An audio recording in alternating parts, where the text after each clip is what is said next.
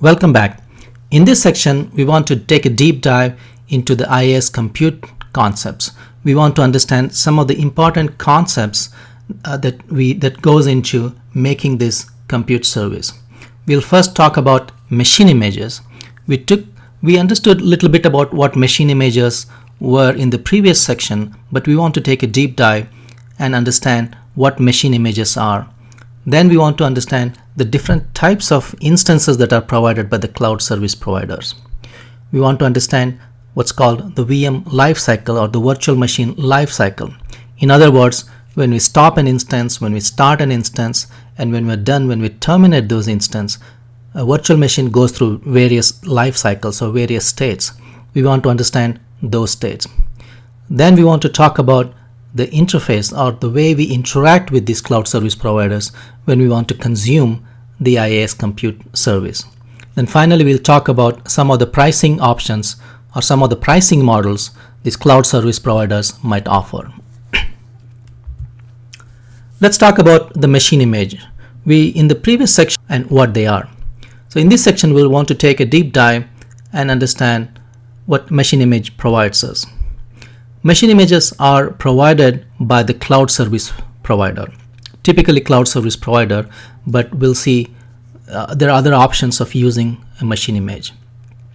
A machine image contains some of the components of a machine image are the operating system itself, whether it's a Linux machine, whether it's a Windows machine, and then the architecture of the machine that you want to start, whether it's you want a 32-bit, whether you want a 64-bit, and the disk size or the root volume size, like it's known, for the instance itself. Okay, the size of the volume, it might specify the type of the disk, whether it's an SSD disk or whether it's a magnetic disk.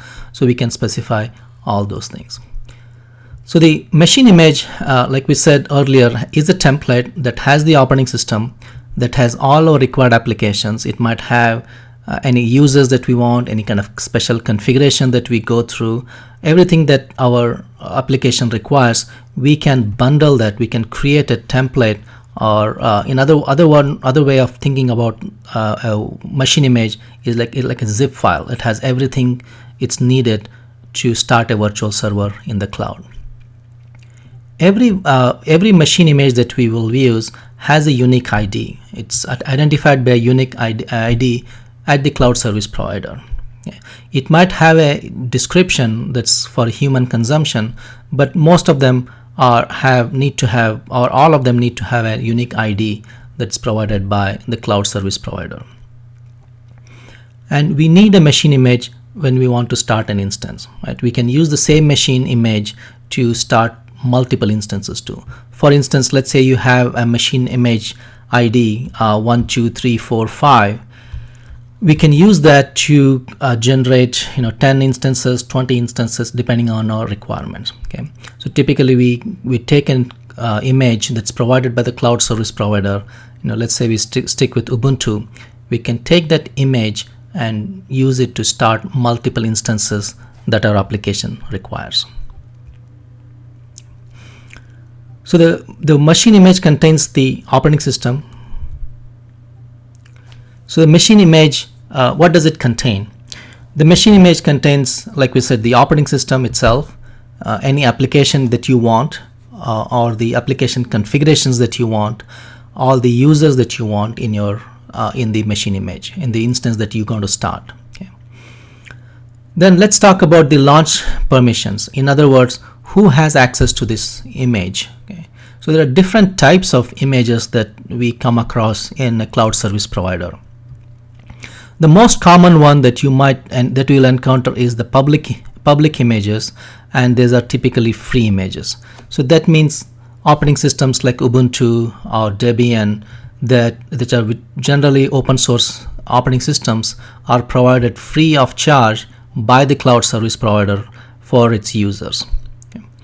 In addition to public images, you can create your own private images. Let's say you start with the public image, but over a period of time, you make a lot of changes to it, you configure the application the way you want it, and you don't want to do that over and over again. So what you could do is you could create a private image and then you can reuse it in your application in future. Okay. So like we said, every image gets a unique ID. So even private images gets a unique machine ID.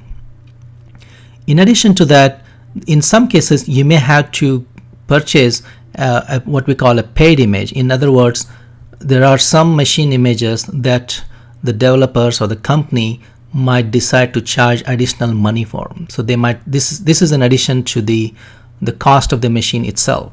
So they might charge an hourly charge of 50 cents or $1 or $2 depending on what the application does, and they let you purchase it for however long you want.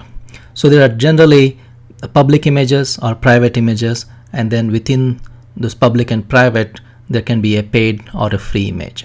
Okay. So essentially the permission determines which user or which account has the permission to start an instance with that, who has visibility, who can start an image using that machine image. In addition to the operating system and the application, your machine image typically specifies the block device mapping. In other words, how many disks does this image needs, this machine needs, and what the size of those disks are. Okay. So when the machine image is used to launch those instances, and when the instance comes up, all those block devices are already mapped. So let's say you can say, I want an 8 GB of operating system. So your operating system will be 8 GB. Then requirement to have 25 GB of your for your data. So you can have that volume mapped also when you start that instance. So all that is specified within that machine image. Some of the characteristics of a machine image. So the machine image is specific to a region. So what that means is, if you have a machine image that you created, let's say you created a private image in one region in US East, so that machine image is not available by default in another region. So you have to either copy it or you have to recreate that image in another region. Okay. The machine image also specifies the operating system, whether it's a Ubuntu, Linux, Windows, and then again within those operating system, the version number of that operating system. It specifies the architecture of your machine, right? Whether you want to start a 32-bit or a 64-bit, and like we talked in the previous slide, the launch permission, who has access to that machine image. And then it specifies the root device, at the very minimum the root device, whether it's 8 GB of root device, 10 GB or 100 GB, whatever your application requires. In addition to the root device, you can have additional disks for your application if you choose to. And when you are searching for the machine images on the cloud service provider's website, you can search on any of these parameters. You can say, I want a machine image in this region. I want a machine image that is this operating system, this architecture, and it's a public image. I don't want to pay money for that. Or you can say, I want a root device of 8. So when you specify that, the cloud service provider, the console gives you a list of images you can choose to deploy your instances. So we talked about the types of machine images.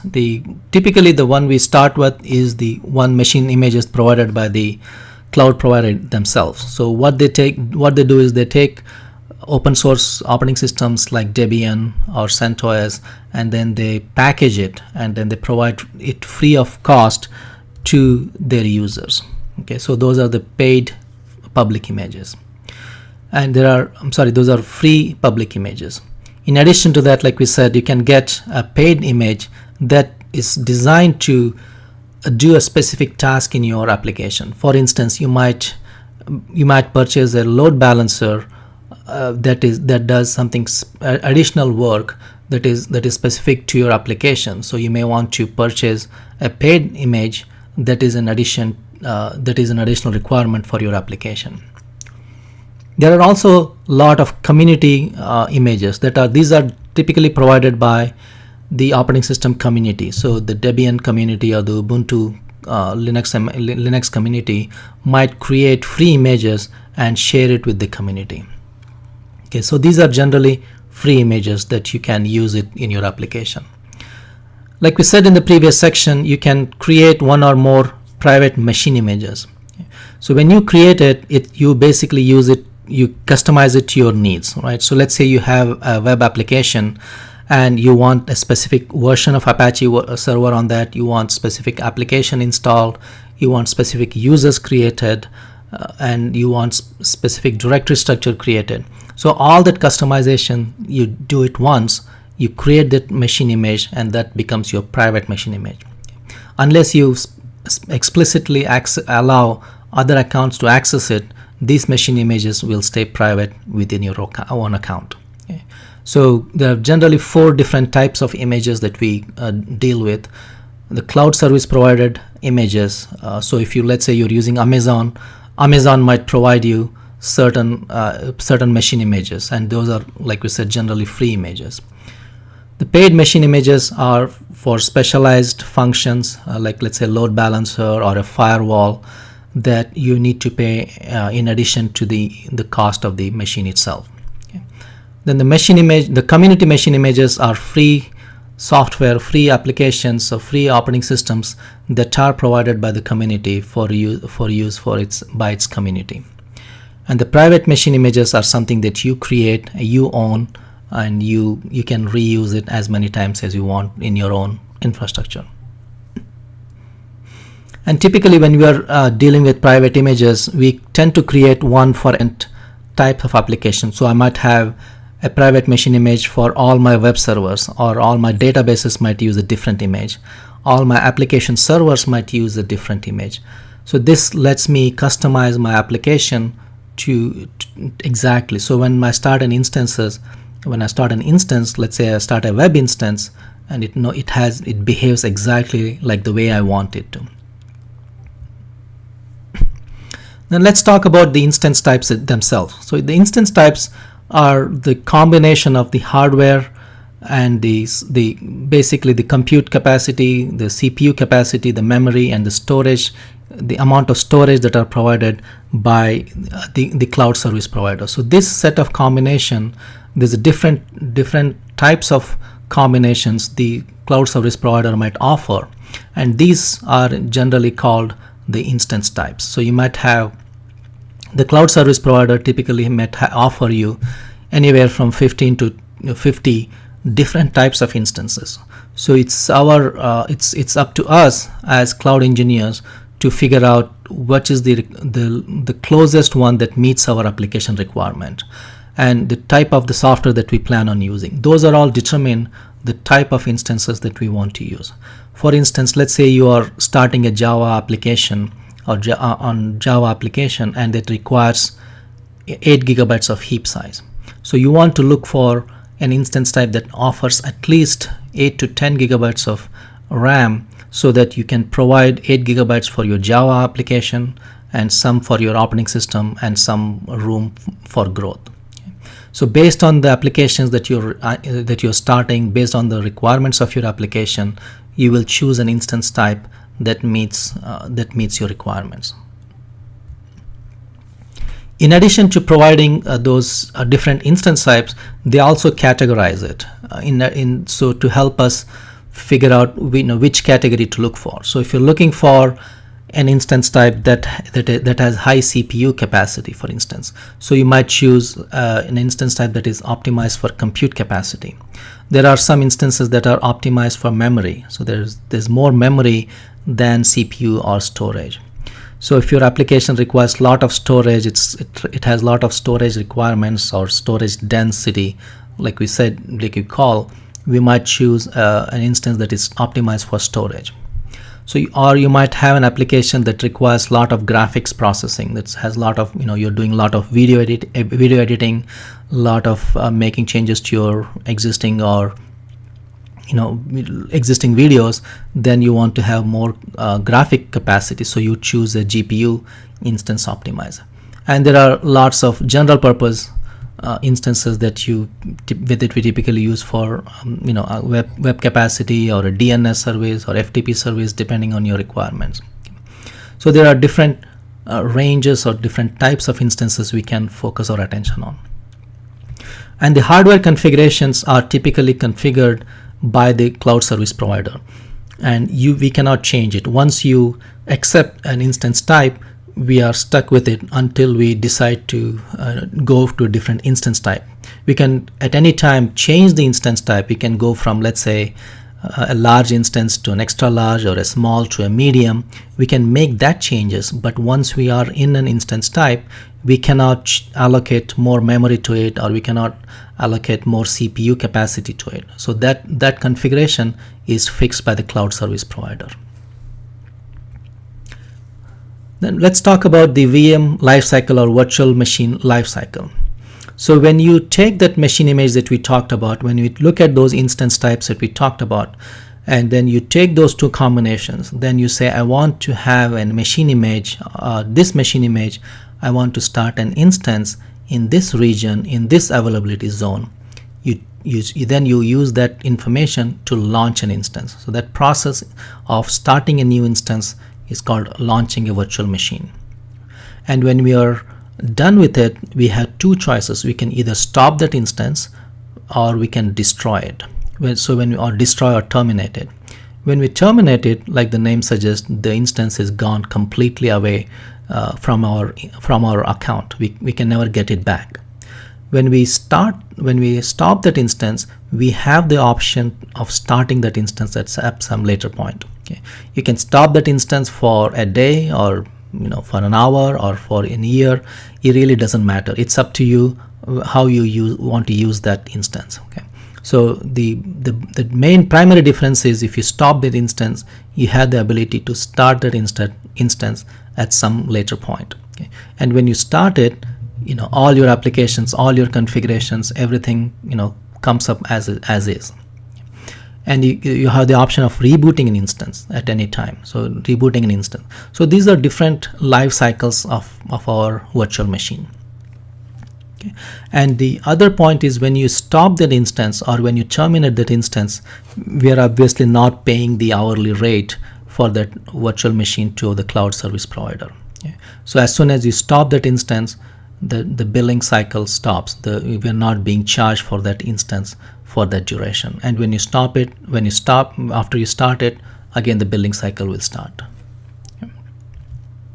So how do we interact with these IaaS service providers? We can use the web console. Every cloud vendor has a very intuitive web console that we can use to start an instance, stop an instance, look at the state of the machine, and do allocate more storage, and so on. You can look at the metrics of that, how it's performing. And the other way of interacting with the compute service is through command line tools. So they have very robust command line tools they provide. We can start and stop instances using these command line tools. Or if you have a programming background, you can use this REST API to interact with these services.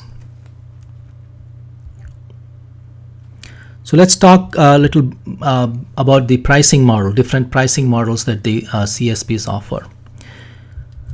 So initially, most of the cloud service providers offer you what's called a free tier. So this is like a trial period. Typically it lasts about 1 year for new accounts. So they might give you some smaller services or smaller compute capacity for us to get started. Okay, once you are in, you know the features of the service, you get familiar with the console, you get familiar with what you can do with those instances. So this is for you to get started with that service. Most of us we either use what's called an on-demand instance. So what that means is, when we start an instance, our billing cycle starts essentially. So at that moment, we start paying money for the cloud service provider, and as long as the instance is running, they are charging us money to run that instance. And when we don't want it, when we're done with that application, when we stop it or when we terminate it, like we said in the previous slide, we stop paying for those resources. And so that type of billing or that type of costing is called on demand. Yeah, so it's when you use it, and when you don't want to use it, we just terminate it. If we know how much capacity we want in advance, so let's say you have an application that's going to run 24/7, and what we could do is we can buy something called a reserved instance. So in reserved instance, you are basically paying a down payment. Once you pay the down payment, your hourly rate is going to be much lower than the on-demand pricing.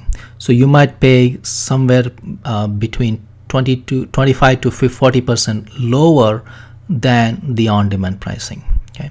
So when you go with the reserved instances, you are basically telling the cloud service provider that, hey, I know the capacity that I'm going to use for the next year. Here's some down payment, and in return, the cloud service providers they reduce their on-demand pricing. And the reason they can do it is now they know the capacity that's going to come into their data center. They can build out the data center to meet the demand. Okay. So the reserved instances help them manage their capacity. Okay.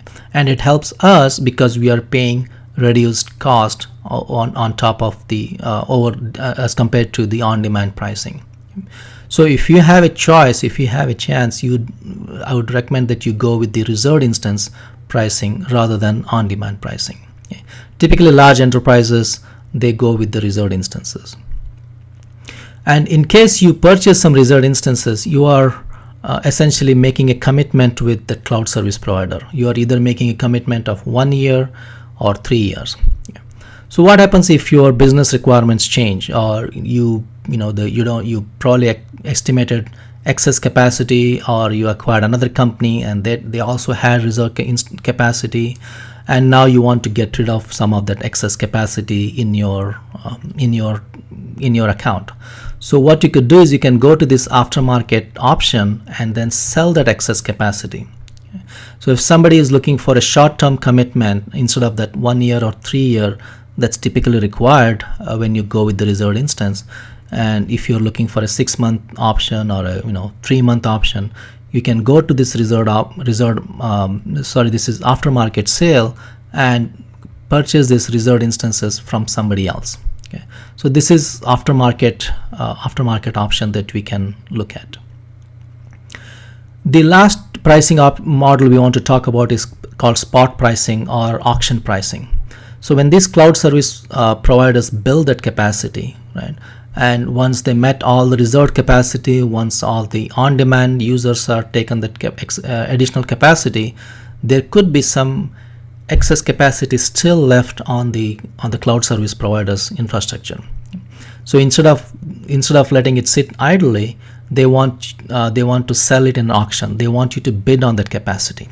So if you have an application that requires some compute capacity, but you really don't care what time of the day it runs or how long it runs, so what you could do is you can go and bid on that price. So you can say, I want to offer 10 cents or 5 cents, which the cloud service providers might normally charge 50 cents.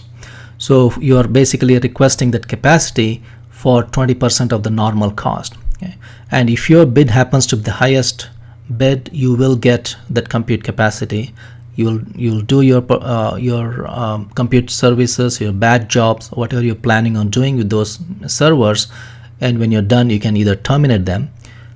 The risk that you're taking though is when your bid is overbid by somebody else. If somebody offers a higher price to the cloud service providers than what you're offering, let's say you started with 20% and you got the capacity and you used it for a couple of hours, somebody else might come and offer 25% of the price. So at that time, the cloud service vendor will gracefully terminate your instances and give that capacity to the new bidder, the new highest bidder. Okay, so that's the risk you're assuming when you go for the spot instances.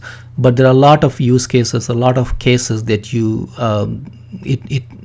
it's not a problem. For example, if you have a bad job that can be run any time of the day, it can at night, or you are bidding on excess capacity to do certain jobs, that's a very good use case for that. So in summary, we talked about the machine images, we talked about the different types of instances, we talked about the virtual lifecycle policies, we talked about the ways of interacting with the compute for the compute service, and then finally we talked about three or four different pricing options: the on-demand pricing, the reserved pricing, the auction pricing, and the spot instance pricing.